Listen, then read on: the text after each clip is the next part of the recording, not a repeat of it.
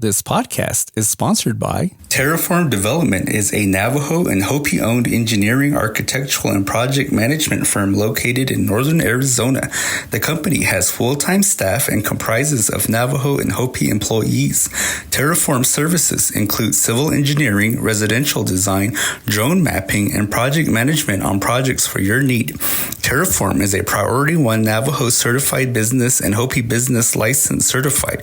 Contact Terraform Development at TERRA4ORM.com and follow them on Instagram at Terraform Development.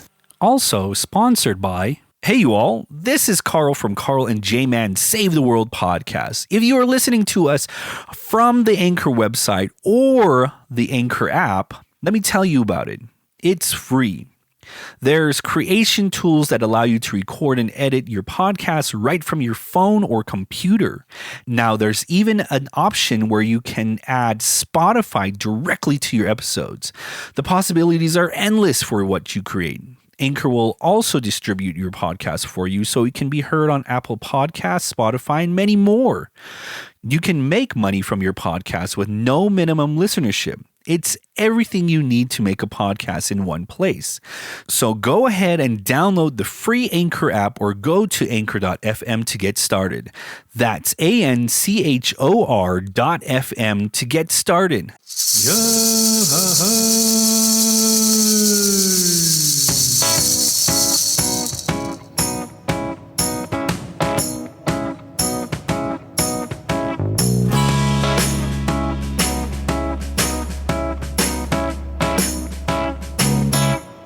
You are now listening to the Carl and J-Man Save the World podcast. I am your host, the 5-star, 5-diamond chef, J-Man, and with me is the lover of Mother's and Father's Day, Carl. Yo, what's going on out there, podcast world? I'm your other host, Carl. And thank you for listening to us on this lovely Wednesday day here on the Hopi Reservation. On this lovely Wednesday day or whatever day you may be listening to the podcast, we just got fresh out of the Father's Day weekend. Was there anything memorable that you did over the Father's Day weekend, Carl? Did you help all the single women celebrate Father's Day and, all the accomplishments and, all of the manly things that I guess those women do to deserve a Father's Day shout out? Yeah. We had Soul cook for us. So that was the best Father's Day ever, because we don't really celebrate like all those big holidays like that. We just kind of give a gesture of like, happy Mother's Day or happy Father's Day or like happy birthday. I'll have to admit that I am still scouring for a Father's Day gift for my father, but fortunately the Res Famous wife was much more prepared. I got a beautiful new Apple Watch. Oh, really? For Father's Day. So big shout out to the Res Famous wife and to my kids for making it a special Father's Day. Sons won on Father's Day, and so we're getting ready for another game against that war against that other LA team. Your kids didn't ask you who my real father was. They didn't say, Dad, who's my real father? They look in the mirror and they see that they look like me. And or they didn't ask their mom. They asked their mom think too. That they know pretty well who planted the seeds. So they didn't ask mom. I was like, Mom, who's my real father? No. But anyway, we have a special guest here in the studio. We have a special guest here today to share with us, some experiences that they have on a topic that we've, I guess, kind of just touched the tip of the iceberg on. But full disclosure, I think that both you and I are a little bit nervous because, if anybody out there, which I'm pretty sure that everyone has, if you're out there driving on the road and a squad car pulls up behind you, you're not driving your normal 80 miles an hour. You slow down to 65 or even 50 miles an hour for some folks. But I think that, that's kind of the case with us today. And we'll get to a little bit more explaining before we bring in our special guest. And so, but before we dive into the topic today, I'd like to give some special shout outs. Oh yeah, go ahead. Carl's a little pre-ejaculation on our conversational background music there, but definitely it's been a while since we gave a shout out to our circle of 30-pack givers. And so I definitely like to give them a huge shout out. Like to give a shout out to Harrison HB Billigody, to Michaela Williams. We got a new 30-pack sponsor, and that's Terry Hanani. Like to give a big shout out to Venetia Hanani, Rachel Reinhart, Noel Koyohoma, Joyce Hamilton, Jarvis Billigody, Donovan Goldtooth, our boy Millard Qumyintewa, Gary Lomayesva, and Michelle Holden. All right. Well, thank you, everybody that is keeping the party going, because, without you guys, we might as well not have the podcast. Big shout out to the folks that are keeping the party going, because without those 30 packs, there'd be no reason to be at this party. Exactly. And so big shout out to them, big kwakwa to them. And then another shout out to our sponsors, Terraform Development. We got your new ad on the episode. I'm so sorry it took me forever to do that. Big thank you to you guys. Big shout out to our boy, Justin Villarreal. And I just got word through the grapevine that we potentially have a new sponsor on the way. Oh, really? New sponsor on the way. So that means more fuel for the podcast to keep going, to keep striving and going to bigger and better places. Any other shout outs that you can think of? Oh my God, that's like 5 minutes worth of shout outs there. We're blessed. We're very blessed to be able to have all those people to shout out. Exactly. Shout out to all of the listeners out there, and shout out to our, our people that keep us in check, basically. So. And then so I guess we can go ahead and let you start turning that music back on so we can get into our conversation today. But today's conversation, we're going to be talking about crime on the reservation. Oh, yeah. Crime on the reservation. I mean, there's a lot of crime on the reservation. You told me we got new background music. This is new background music. It sounds old to me. It's just relaxing. It's soothing. It's supposed to soothe you. Of this, this cop episode here, so everybody, all the listeners out there. So every man turned into narcs, and we're gonna expose the whole reservation. So everybody out there is doing trouble out there. This is just to kind of soothe you ease you into having a cop on the episode. So, well, I think that goes to, what I was talking about earlier of you and I being a little bit nervous that we do have a police officer. Oh yeah, we do have an actual police officer in the building today. And then, he is going to come on and talk with us, join our conversation about crime on the reservation. But like I mentioned before that, this is a topic that we've kind of touched on a little bit through some of the various episodes. Yeah, we did. That we talked a little bit about how certain crimes that we see often on the reservation, and even talked a little bit about some of the crimes that we've committed to a degree, because I think that when you go all the way back to season 1, when we were talking about or growing up on the res episodes, that we talked about how in our adolescence that to a degree we were taught to break the law in a lot of circumstances. Exactly. I mean, remember the where we were shooting each other with BB guns? I'm pretty sure that was like at least a misdemeanor offense. With the BB gun. Yeah, exactly. I mean, you could poke somebody's eye out with that thing there. And then I think too, we also talked about driving in those res rockets. Oh yeah. And, I don't know what the highway laws are these days, but I'm pretty sure having 10 kids in the back of the truck. And I know for sure one of the things that we used to do as kids is that back in the day, my parents had a single cab pickup truck, and we used to ride in the cab standing up. Like we wouldn't even be sitting down with our seat belts on, but we'd be standing up on the seats. And so I'll have to ask our special guests off the air, making sure that there's no I don't remember what the term is, but statute of limitations. Make sure my parents don't get tossed in after admitting that on the podcast. When we were kids, when we were doing like all of these different things like that, we never had like that sense of a law or anything like that here on the reservation, is because You know, we see it on TV and we think it's cool, and then we just kind of mimic that whole behavior there, not even thinking twice that it might be that we're illegal to do something like that. You know, because So and Kwa, they taught me very well to stay away from drugs and alcohol, and you know, like you know, I wanted to become a Teenage Mutant Ninja Turtle, and you know, that was my whole goal to become like a good guy and stuff like that. So you wanted to be the hero. I wanted to be the hero of everything like that. And yeah, of course, I wanted to grow up and help people in a way like that. But you know, becoming a cop, becoming a police officer, like, was very far from my mind. It's interesting that you say that, because it's something that I haven't really considered before, but thinking about what our mentalities are on the reservation, somebody like yourself watching a lot of things like Ninja Turtles, Power Rangers, and, you know, kind of having aspirations to fill those shoes to be the hero.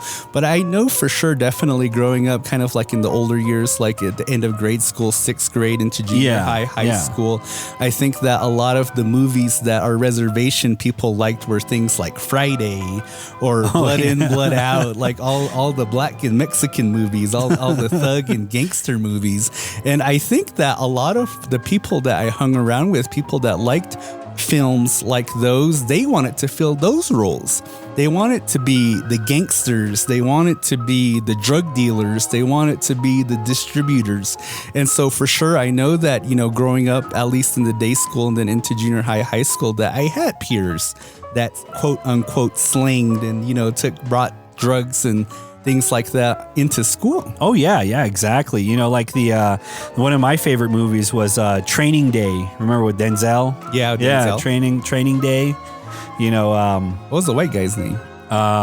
Ethan Hawke. Yeah, Ethan Hawke. You know, it's like you get this sense of kind of like this notion that cops are bad people. Cops are bad people. Crooked cops. Yeah, crooked cops in a way. And then you just kind of watch those and you're like, oh yeah, I'm pretty sure that cops do drugs too, while arresting drug dealers and stuff like that. And you probably liked that movie because you liked what was the actress's name that's in there? She's butt naked. Oh yeah, on Denzel's bed.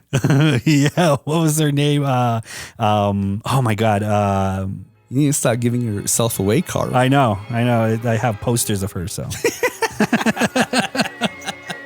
But anyway, I mean, like, you know, the whole idea behind like law enforcement is to like protect you, is to educate you, and to make sure that you're within the range of like doing something that is okay to do.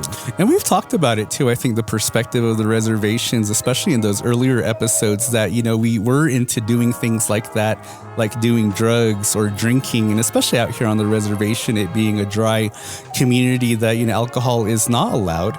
And so that when you're engaging in things like that, wanting to party, that we always saw the cops as kind of like the villains in a way, I guess, because, you know, they're the ones that are stopping the party stoppers. And I think that was one of the things that we talked about in a lot of those earlier episodes.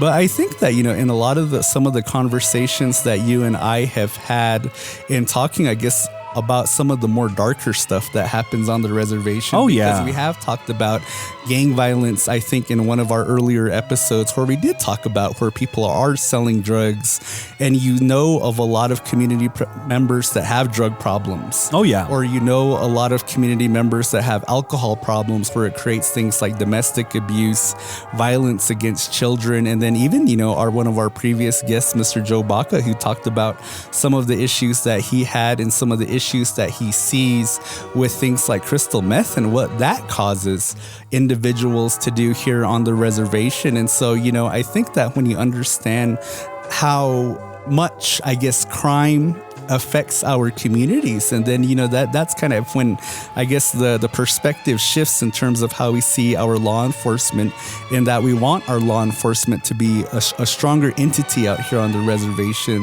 to help keep the peace and to ensure that a lot of these negative things aren't on the reservation. Because I guess, you know, in terms of you and I, our perspectives, what do you think that some of the biggest issues with crime that goes on here on the reservation? Well, I think the biggest one here is the alcohol. You know, that's like one of the top part of how Hopi sees itself, is that alcohol here on the reservation, yes, it's illegal to have alcohol here, but yet we do it because it's illegal. It's something that it's fun to do, and it's something that they've been doing since, time immemorial. Well, if it's fun to do, then where's the problem? I guess the problem lies in like the aftermath of it. What's some of the aftermath? Like, the arguments, the destruction, the violence that comes along with, alcohol and drug related problems out here. And with that, it becomes to where it has the addiction. It comes to where it's like, this person becomes a bad person afterward. So, And, it's kind of interesting because, I guess thinking about how life used to be out here on the reservation back when I was a younger kid, and then thinking about how things are now, I remember, back in the day, especially in the villages, I remember the people kind of always saying things like, oh, we never used to lock our doors, or, you'd sleep with your main door open, especially in these warmer months when you just have the screen door closed.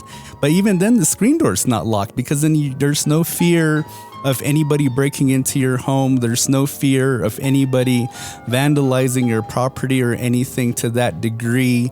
I remember being in high school out in Tuba, that because I was in cross country, that I could run in any direction and hit dirt road to be able to do my runs. But this day and age, everybody locks their doors. Oh yeah. In Tuba, you can't run anywhere without running into barking dogs or dogs that chase you. And it's something that I thought about, at least especially with the dogs, because I would think like, why are there so many dogs now? How can people have so many dogs? And then I kind of thought about it, and this is just a hypothesis. I don't know if this is really true, but I think the reason why so many people have dogs on the reservation now is because they're trying to protect their homes. And, they use these dogs to train them to try to keep people from breaking into their homes. And this is something that you and I have talked about in a previous episode during this season, is that a lot of people are breaking into homes now. Oh, yeah. That people are stealing property.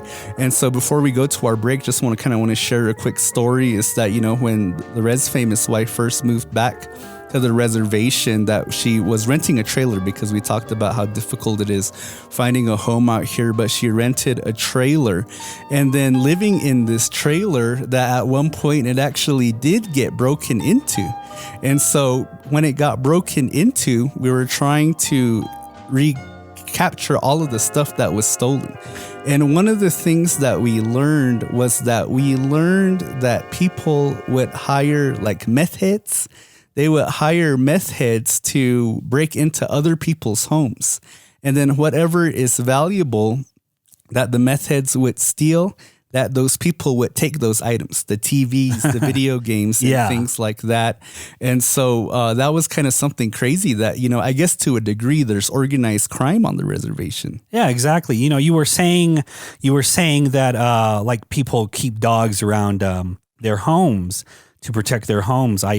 I train cats to protect my home. I have a ninja cat that comes around and meows very loud. So, well, if anybody out there with sticky hands wants to get a hold of Carl's stuff, I know where all of his secret passageways are. So give me a call. All right, we're going to go ahead and take a quick break here. Hi, I'm Kiona, Hopi Relief volunteer and board member. Hopi Relief is a grassroots, Hopi-led nonprofit organization founded to provide relief services, food boxes, and essential supplies to Hopi tribal members throughout the COVID-19 pandemic and beyond. Our focus is to uplift the Hopi community by empowering our people to create homegrown solutions to challenges we face. We are supported by the generosity of like-minded individuals and organizations who simply want to help.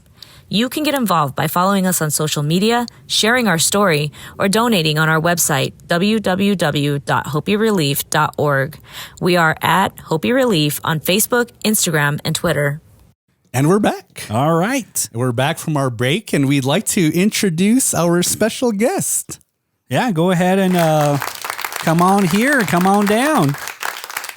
Well, hello, everyone. I just want to thank J-Man and Carl for inviting me on the show. My name is Jarvis Qumyintewa. I'm the Field Operations Lieutenant with Hopi Law Enforcement Services. All right, excellent. I mean, like, how long have you been on the force here? I came to Hopi law enforcement in March of 2019. Prior to that, I was down in the valley with another agency. Spent at least a good 16 years there. And prior to that, I started my career out with another agency here in the northern area back in 1995. Oh, wow. No Dang. kidding. How old were you in 1995? 10. Dang. Back when we were committing crimes for the first time. We're back where we were shooting each other with BB guns. Yeah, so you're worried about those charges things there that you've done back in those days. So we're probably going to get loaded up into the squad car after this episode. So this could be the very last episode for Jamin and Carl. You won't hear from us for a while. So 30-pack sponsors out there, if you want to get together and put together some bail money for us. So I'll have the officers record Carl because I'm sure he'd cry once they put us in the jail cells. So, it's funny that you brought up your childhood memories and riding in a vehicle and those seatbelts. And well, back in my day, I don't believe there were seatbelts in my dad's Ford single cab truck. Yeah, and I would stand right next to him. Yeah, that is true. Because Squaw said the same thing too. Like in some of the older cars, there were no seatbelts. Oh, wow. Yeah. So having like my so I guess technically it's not breaking the law. There's no seatbelts. So like having my taha in a carriage just sliding back and forth while there's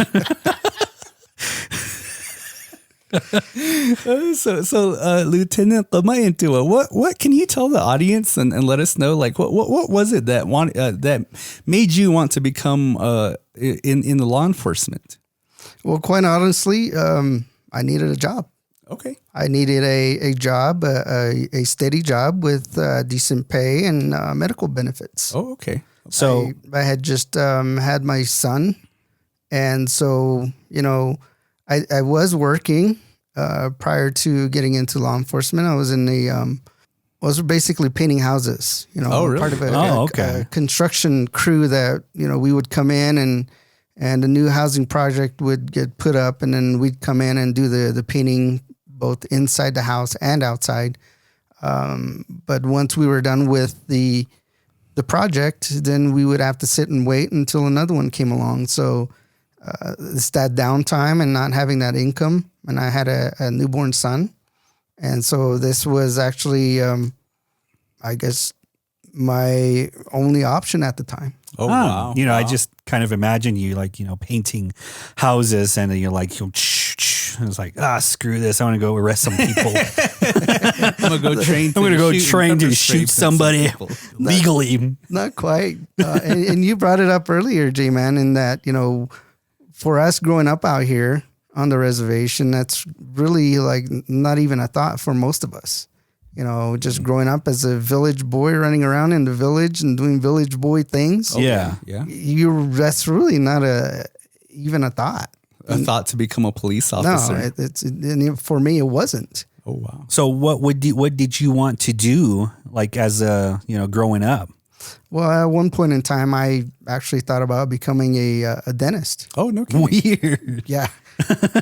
But there was a lot of school involved in that. So. Oh, for sure. Yeah, that's exactly true. Definitely. And so, Lieutenant, what would you say that, I guess, what are the most enjoyable things about your job? Because I know people like us, I think that the most knowledge that we have of police officers is what we see on the TV show Cops. Okay, for me, the most enjoyable thing about my job is getting to meet new people every day. Being invited to different events and socializing with people, learning about the community, learning about individual people, as well as having opportunities such as this to come on different various shows. As I mentioned to you guys earlier, the chief and I were invited to share some information on another program. I'm not going to say that program because I understand one of the two here don't really care for the program. It's a radio show that Carl's upset with because they won't give us a monthly show. Yeah, exactly. So KUII. we were invited on that program to share information about National Police Week. So just the opportunities that come along with the job and the spontaneity of the job. You know, you never know what's going to happen. You never know what's going to come your way and what you're going to have to deal with. So it's just having that spontaneity and not being bored with just the same old thing every day. Wow. Definitely. And I think that, you know, one of the things that I really want to get, at least from your perspective, I guess, is the unique circumstances of crime on the reservation. And, you know, I think you're a good person to talk to because you have that experience in the urban areas doing the same thing and then doing the exact same thing here on the reservation. Because I know that, you know, and we kind of talked about it at the beginning of the episode, laying down the context, I guess, in a way that there's two groups of people here on the reservation, that you do have the groups of people that are doing the meth labs and doing the bootlegging and, you know, selling the drugs. And, you know, you'd be the last person that they want to see. But then yet you have people like myself that have children, trying to raise your children on the reservation. And you'd rather not have your kids growing up in a neighborhood where there might be a meth lab or something like that. Right. And so, you know, I guess it's really, and I guess that would be true with any society. But then when you're on my perspective, I guess, where you want to live in a safe community, where you want to live in a community where you don't have to have fear of yourself, your loved ones, to experience what some of the bad things, I guess, that go on with our community. But yet, you know, a lot of us, we don't know a whole lot about things like, I guess, you know, people that are in your position, what some of the things that go on in the community, or even what some of the barriers there are, because then, you know, there's something called Facebook. And Facebook, when you go on Facebook, that you hear a lot of our people giving their opinions, and almost 90% of the time those opinions are complaints, and a lot of those complaints are directed to folks like yourself, because then, you know, you'll hear called the cops and, you know, 4 hours later they're here, or, you know, there's all these other different kind of complaints that go on. But I think, you know, fortunately for somebody like myself that has been able to get an education and to learn about some of the disparities that exist in American Indian communities, such of the lack of officers on the reservation, or even, you know, the huge acreage that our reservations cover, and, you know, the inability for, you know, if you only have 2 officers on duty at a time, for them to be able to respond. But I guess, you know, if you could share what some of those types of things are, I guess this would be your opportunity for those people that don't know, what are some of the biggest barriers for you to be able to do your job out here on the reservation? Well, I think it all comes down to the examples you just gave, you know, with having a large land base to take care of, as well as not having the enough people to be able to go and maintain that. And I think a lot of people on the reservation and just in any community don't understand that for Hopi law enforcement, obviously our foundation was the Ranger program, is where we started out from. And so when it was the Ranger program, their priorities were based around enforcing the livestock ordinance, the wildlife ordinances, the green tree cutting ordinances, and taking care of the land base in that sense. However, since Hopi law enforcement took over law enforcement services for the Hopi tribe, that didn't mean that those services went away. What it did mean was we then took on law enforcement services throughout Hopi, meaning we attend to calls, whether they're in the villages and dealing with people, intoxicated people on drugs, or whether it's dealing with animals on the rangeland, whether it's dealing with green tree cutting. That's still stuff that we have to deal with and that we check up on and investigate. Oh, wow. So that answers your question, Carl. You remember you had that question if they were I had policing like the rangers and stuff like that. Yes. So like I know there's like it's just not just the law enforcement that you're in. It's all like the range part of it. It's all part of the keeping the land, I guess, in check. So Yes, it's all incorporated under one program, which is now Hopi Law Enforcement Services. Yeah. And like I said, we answer all those calls, regardless what the call is. We'll send our officers out to follow up on the call to their best of their ability.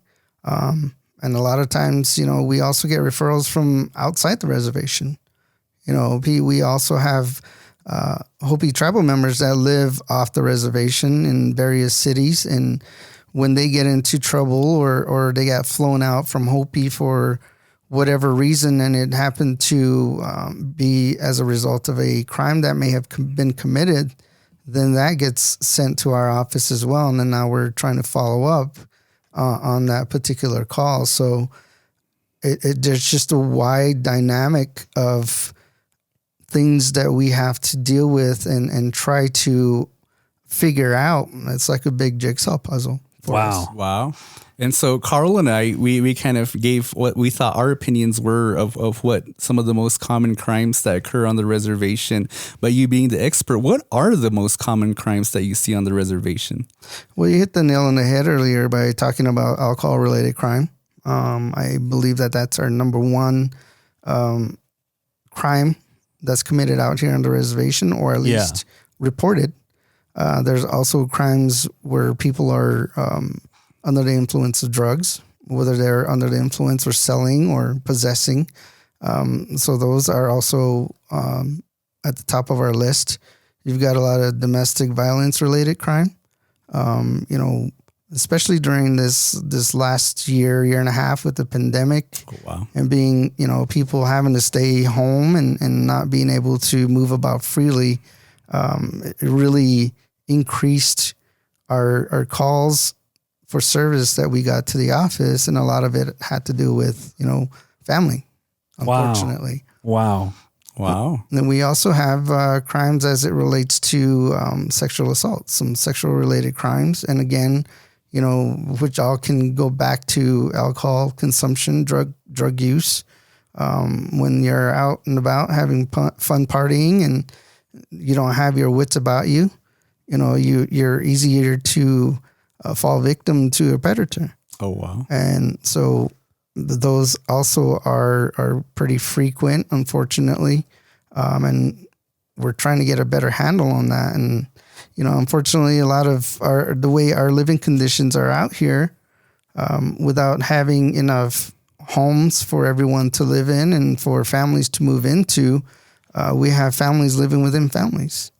And so, again, there's another just an opportunity for a predator to take advantage of a young child in that situation. And again, unfortunately, that happens quite often. No kidding. So how many calls do you get per day? Do you know how many calls you get per day of all, any crime related issues? I think it varies. It varies. Every day is different. Such as today, for instance, the Suns are playing today. Go Suns. But it's kind of odd that during game days, it seems to be rather quiet out there. No kidding. Everybody's Weird. Everybody's home and enjoying themselves watching the game, and Well, wait. So I was just about to ask if the Sun, and I pray this, knocking on wood, if the Suns lose, then do you expect any calls to come in? the merry way it could be. They're probably saying, we'll wait till playoffs is done, then we'll kill each other. So.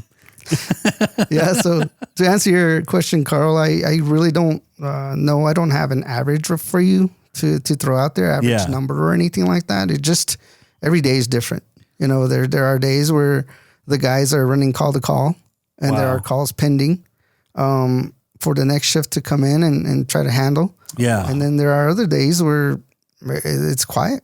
There's nothing going on. Those calls are coming in, and that gives the guys an opportunity to get into the office and write reports. Because one other thing that the public fails to understand is that every time the officers go out and make an arrest or follow up on a call, there's a report that has to be generated. Yeah. Yeah. And as you can imagine, depending on the severity of the case or the amount of people involved, that report could get quite lengthy. Oh, wow.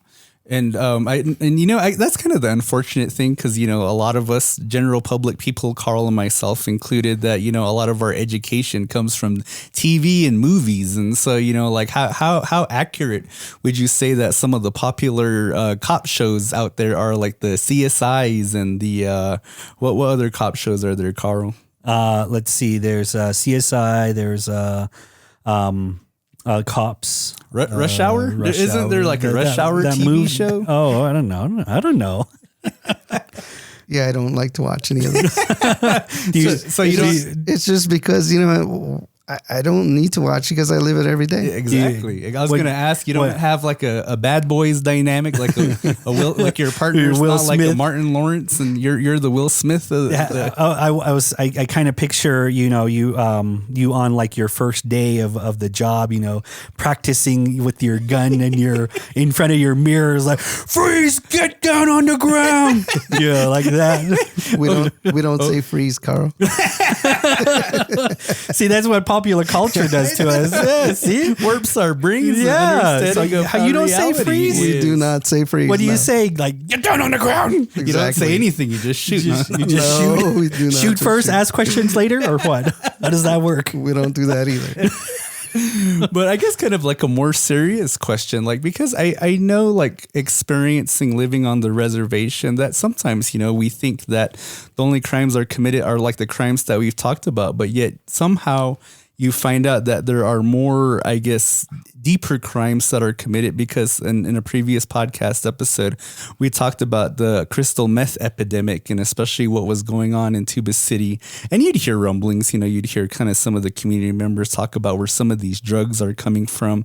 And you even hear to the links that, some like the Mexican mafia is pushing drugs through the reservation. Are there any intricate crimes like that go on out here on Hopi? Well, if you think about it, and you had brought up the issue of organized crime earlier, man, what better place to start up an organization such as that? Oh, wow. Just because of your land base. Like I said, we can't be everywhere, every time, all the time. So you have a lot of ground. You have a lot of area that is that goes unsupervised. And, we have our neighbors all around us from the Navajo Nation, and they have a lot of land base. And if you think about the area to the south, what would that be? Southeast of us, Dolcon area. Yeah. How many officers do you see when you're crossing that patch of land? Yeah.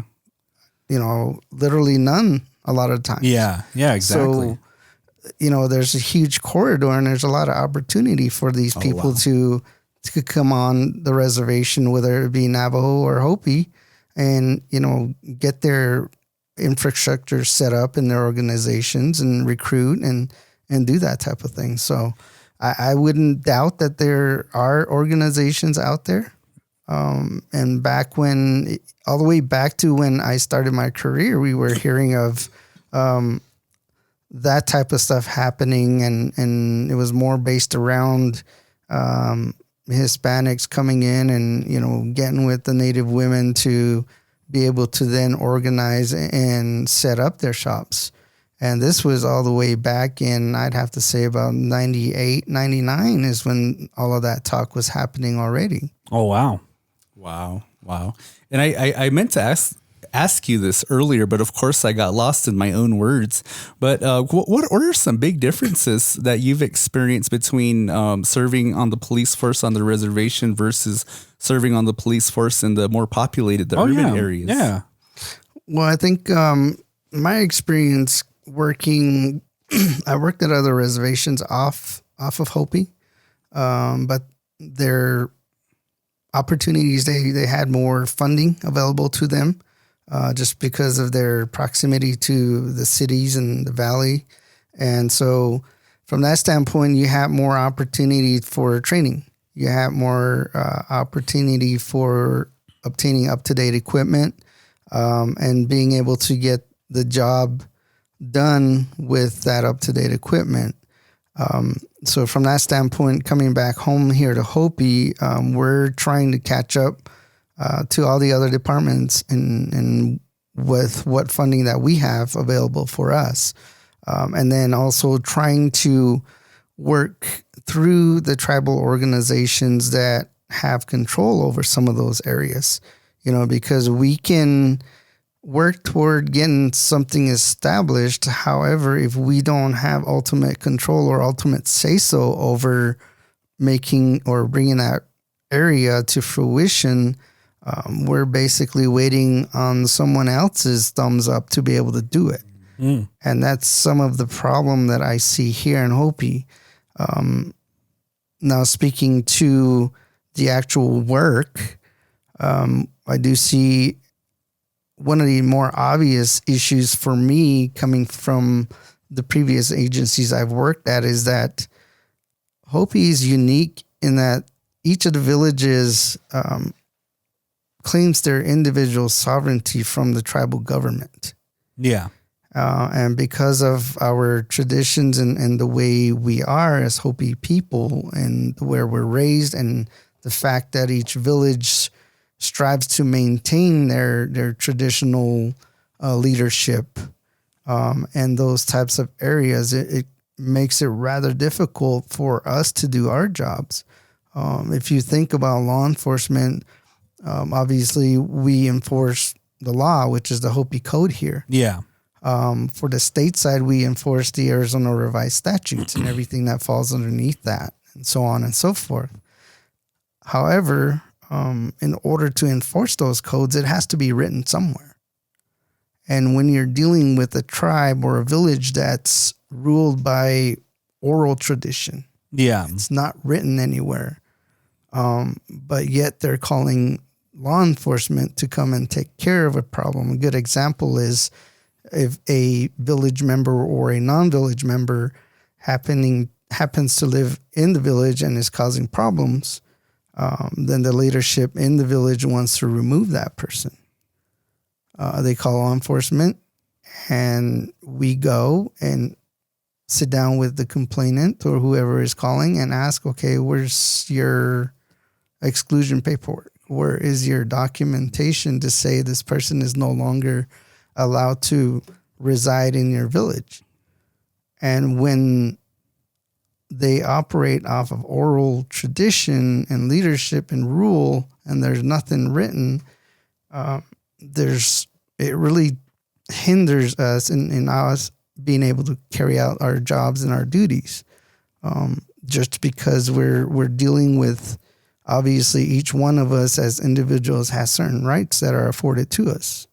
Under the United States Constitution. And so when we are working and we're trying to fulfill our duties, those are things that we have to keep in the back of our minds and to make sure that we're not violating anyone's rights. And so that's where the conflict comes into play. So that's one of the areas that I find difficult in trying to work through and work around and work, with the community.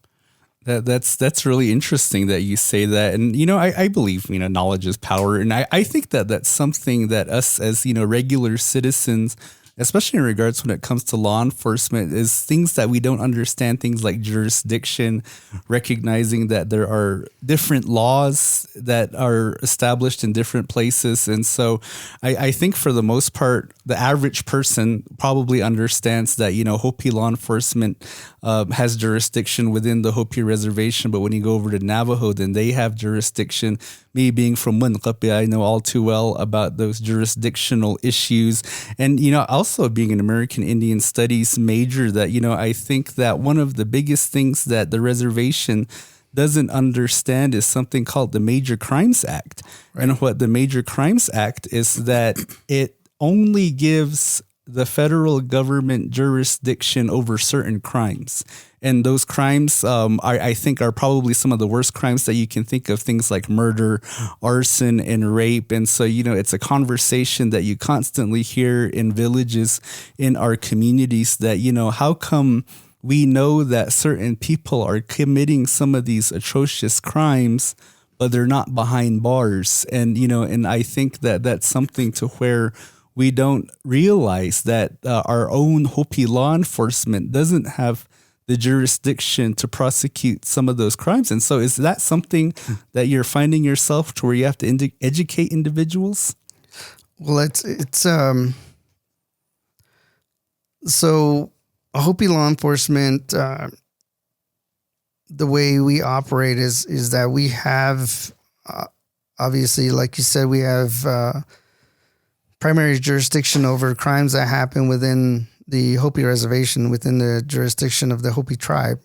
And when you're talking about the crimes, the Major Crimes Act, and those crimes that are incorporated under that, we still respond. We still do the initial investigation. And then once we've got our information, then that's when we get in contact with the BIA investigators who are still on board with us. So from that standpoint, then they do their follow-up alongside with the federal agencies, whether it's the FBI, DEA, whatever the crime is that was committed, it's going to entail which federal department responds. And together they work the case and provide the information to the U.S. Attorney's Office. So we are still looped in, although we don't handle the back end of the case. We are there at the very beginning to start the case. And that's another misconception with, a lot of people here in Hopi, and not only on Hopi, but just the general public, in that they, for some reason or another, believe that law enforcement, once they respond and they make the arrest, that now this issue is over and done with. Mm-hmm. Yeah, which is not the case. When law enforcement shows up, they do their investigation, they gather enough evidence to establish probable cause to charge a person with a crime, then they make the arrest. And once that arrest is made, they submit their report to the prosecutor's office. Now the prosecutor has the ultimate authority to decide whether or not they want to file that specific charge, which is basically recommended by the officer through his paperwork. Now they can always choose to go forth with another crime that may be more severe depending on the severity of the case, or they may choose to make a deal with the suspect or the defendant now. Yeah. And to drop charges and to, go a different route. But that's their decision to make. We don't make that decision as law enforcement. So again, we don't, basically, once someone is called or an officer is called, they make the arrest and they provide all their evidence and paperwork to the prosecutor's office. And then from there, obviously the suspect has been booked in the jail. And then they still have to come out and face the judge for their arraignment. I see. And so we just get the wheel started is basically all we do as law enforcement. Wow. Then on the back end, that's when shows like Law and Order come into play. Right. And all the investigations. And actually, Carl, I meant to ask you this before, and I want to ask you before we go off air. Have you ever been arrested? Have I ever been arrested? No, I have never been arrested before. I think everybody out there probably believes that. Have you been arrested before? I'd like to plead the fifth on that one. Well, Carl, he's gone to college, so. Oh, yeah, exactly. Exactly. I went to ASU, I just got Tempe PD. And I just got far as Christie's. I just got far as Christie's, and that was about it. So. Christie's Cabaret. But anyway, before we head on out, before we do, I have one more question before we head on out. Okay. Real quick. And you kind of talked about it a little bit in your last statement, but is there any other stereotypes about people like yourself and the positions that you're in that you'd want to clear up? Like, like for Carl and I, we're under the impression that you drink coffee and eat donuts every single morning. But if there's any other types of stereotypes power out rings. there, we call them power rings. Power rings. And they're delicious. Yes, we do drink coffee as well. But no, I think the stereotype that is most popular in today's society is that, all police officers are bad. you can't trust them. Yeah. And that's really being pushed through the mainstream media. Oh, yeah. Like big time right now. Oh, yeah. And so if you can imagine, we're always fighting the uphill battle in trying to figure out crime and trying to reduce crime and getting all the negative feedback from the community. And then now to face this with the mainstream media trying to paint all law enforcement officers as being bad people. We are not bad people. We are actually a part of the community. We're all from various villages throughout the reservation here, and we all participate in all of our cultural and traditional ceremonies that go on out here. So we are very much a part of the community. Our children go to the local schools, and that's who we are. We're human beings. We make mistakes. We're not perfect, and so. But there are measures within our department, within our policies that are there to correct those mistakes. Yeah. Yeah, exactly. Well, thank you again for joining us today here in the studio. It's kind of weird to have like an actual cop sitting in front of you, actually talking to you about the different points and views. Carl and I are pretty sweaty, both nervous. Both nervous. You guys can stop shaking. Yeah, I know. Hoping that the lieutenant's joking about taking us in after. And there's no more room in the back. I know that. So.